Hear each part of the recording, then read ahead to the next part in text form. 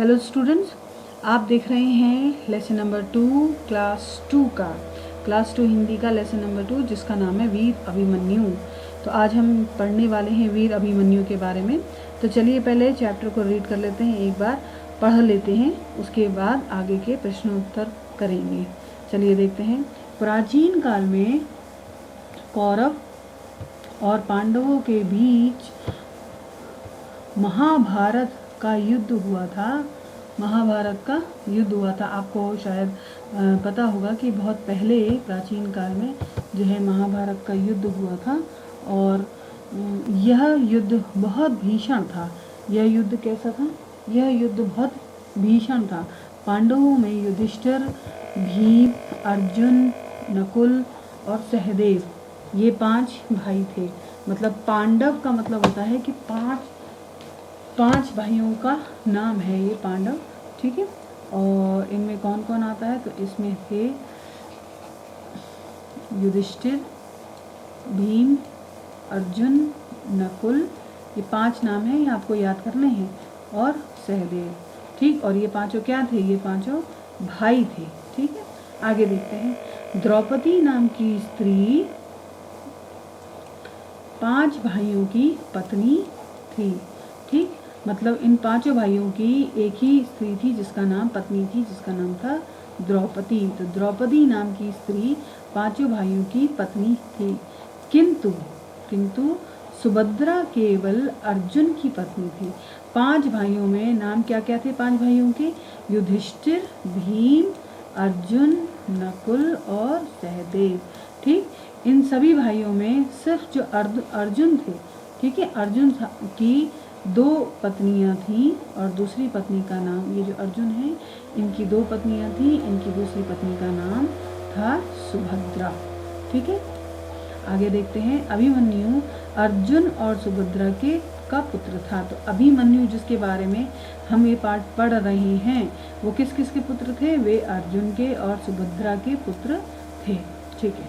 अभिमन्यु बचपन से ही अत्यंत वीर, कैसे थे अभिमन्यु? बचपन से ही अत्यंत वीर और साहसी था। मतलब बहुत वीर थे, उनके अंदर वीरता भरी थी, डरपोक या कायर नहीं थे और साहसी थे, हिम्मती थे। वह युद्ध कौशल में निपुण थे। किस कौशल में? युद्ध के कौशल में, मतलब लड़ाई के कौशल में, युद्ध करने के कौशल में निपुण थे और वो अपने शत्रुओं को जो है धूल चटा दिया करते थे। चलिए आगे देखते हैं इस चैप्टर को। मुझे लगता है कि आपको समझ में आ रहा होगा, है ना।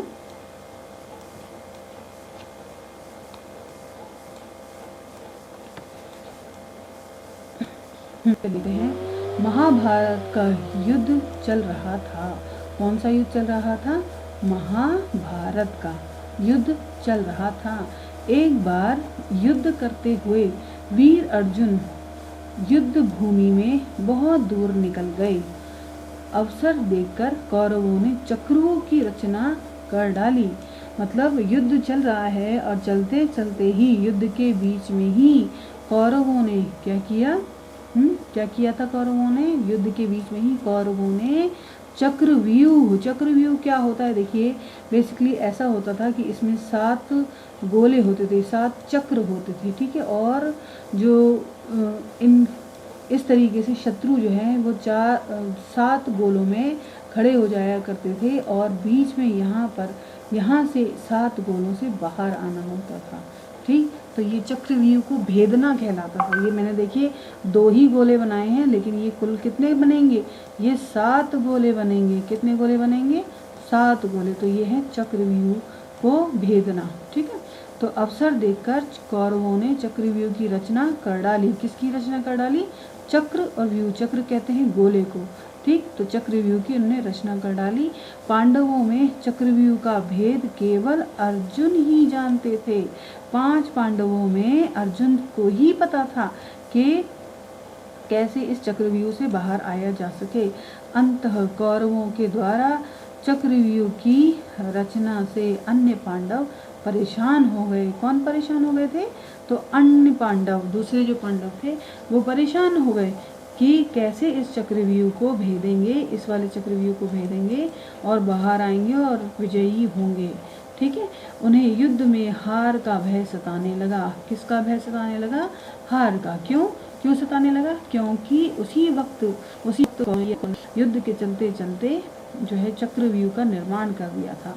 आगे देखते हैं कि पांडवों की दुखी दशा देखकर अभिमन्यु से ना रहा गया। अभिमन्यु जो कि अर्जुन के पुत्र थे, ठीक, अर्जुन के पुत्र थे, उनसे पांडवों का दुख, क्या चीज? दुख नहीं देखा गया और वह भी बड़े दुखी हुए। वह तुरंत युधिष्ठिर के समीप गया। किनके समीप गए? युधिष्ठिर के, ठीक है, जो सबसे बड़ी भाई थे उनके पास गए, युधिष्ठिर के पास गए और बोले, जब मैं अपनी माँ के गर्भ में था। गर्भ, देखिए यहाँ पर एक नया शब्द आया है कि गर्भ का मतलब क्या होता है कि माँ के पेट में बच्चा होता है, उसको बोलते हैं गर्भ, ठीक। तो जब मैं अपनी माँ के गर्भ में था तब एक दिन, कब? एक दिन पिताजी ने माँ को चक्रव्यूह में घुसने की विधि सुनाई थी।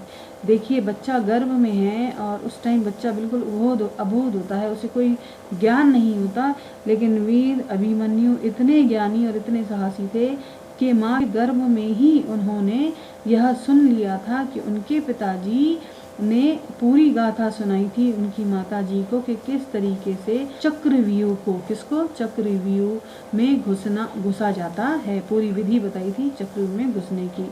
उसी समय मैं भी कुछ थोड़ा सा, ठीक है। चलिए अब इसका नेक्स्ट पेज देखते हैं, उसमें आपको और क्लियर हो जाएगा। सुन रहा था मतलब ये है कि उसी टाइम पे जो है गर्भ में ही, माता के गर्भ में ही अर्जुन ने कुछ बातें सुन ली थी कि किस तरीके से जो है चक्रव्यूह में घुसा जाता है और उसको भेदा जा सकता है। उसके बाद देखिए, इस प्रकार मैं चक्रव्यूह में घुसकर 6 प्रवेश द्वार भेदना जानता हूँ। मतलब माँ के गर्भ में रहकर ही अर्जुन ने 6 कितने? 6 पूरे के पूरे 6 होते कितने हैं? 7। कितने होते हैं? 7। तो 6 प्रवेश द्वार भेदना जानते थे। माँ के गर्भ में ही उन्होंने 6 प्रवेश द्वार भेद ही लिया था। जब पिताजी 7वें द्वार को भेद कर चक्रव्यूह से बाहर निकलने की विधि बता रहे थे, जब उनके पिताजी मतलब अर्जुन, जब माताजी उनकी पत्नी को बता रहे थे कि किस तरीके से 7वें के को भेदा जाएगा और बाहर कैसे निकला जाएगा, क्या चीज़? अंदर जाना और बाहर आना दोनों बता रहे थे, तभी माँ की नींद लग गई या माँ को नींद आ गई। मतलब पूरी बात सुन नहीं पाई थी माँ और सो गई, और अर्जुन भी इसी वजह से आधी ही बात सुन पाए थे। किंतु आप चिंतित ना हो। क्या ना हो? चिंतित ना हो। मैं अपनी बुद्धि से, किससे? बुद्धि मतलब अपने दिमाग से, अपने क्षमता से 7वें द्वार को भी, कौन से द्वार को? 7वें द्वार को भी भेदने में सफल हो जाऊंगा। मतलब अर्जुन इतना भरोसा था, अर्जुन को अपने ऊपर इतना भरोसा था, वह 6 तो उनको पता ही था कि कैसे भेदते हैं, और 7वां भी वह भेद लेंगे। 7वां द्वार भी वह अंदर उसके घुस सकते हैं। आगे देखते हैं कि फिर क्या इस कहानी में। मजा आ रहा है ना आप लोगों को? चलिए देखते हैं। अभिमन्यु की बात तभी सुनकर सभी को आश्चर्य हुआ। भाई आश्चर्य की बात तो थी, क्या हुआ था? आश्चर्य की बात तो थी ही, क्योंकि ये पहली बार किसी को ऐसा सुनाई आया शायद कि किसी बच्चे ने माँ के गर्भ से ही बात सुनी और आज तक उसको वही बात याद भी है, ठीक। तो आश्चर्य बहुत हुआ सभी लोगों को ये बात सुनकर, किंतु वे उसे युद्ध क्षेत्र में भेजने को तैयार न थे। क्या? तैयार ना थे मतलब जानते हुए भी कि अर्जुन को पूरे 6 चक्र भेदने आते हैं, फिर भी वह भेजना नहीं चाहते थे, क्योंकि पांडवों को ये बात अच्छे से मालूम थी कि जाना 6 भेद करके और 7वें पर भेद करना और वापस आना एक बहुत ही कठिन कार्य है। वीर अभिमन्यु के आग्रह के सामने वीर अभिमन्यु बड़े जिद्दी थे, तो उन्होंने आग्रह किया कि आग्रह के सामने युधिष्ठिर विवश हो गए। युधिष्ठिर विवश हो गए और उन्होंने अभिमन्यु को चक्रव्यूह में घुसने की आज्ञा दे दी। जब कई बार अभिमन्यु ने बार बार कहा कि मैं भेदूंगा और मैं अपने दिमाग से आगे बढ़ूंगा, तो विवश होकर युधिष्ठिर को अभिमन्यु को चक्रव्यूह में घुसने की आज्ञा देनी ही पड़ी। इसके आगे और देखते हैं बच्चों। मुझे लगता है कि कुछ आपको भी देखिए इस कहानी से क्या सीख मिलती है, ये मैं लास्ट में पूछूंगी, जो आपको मुझे बताना पड़ेगा। ठीक है, तो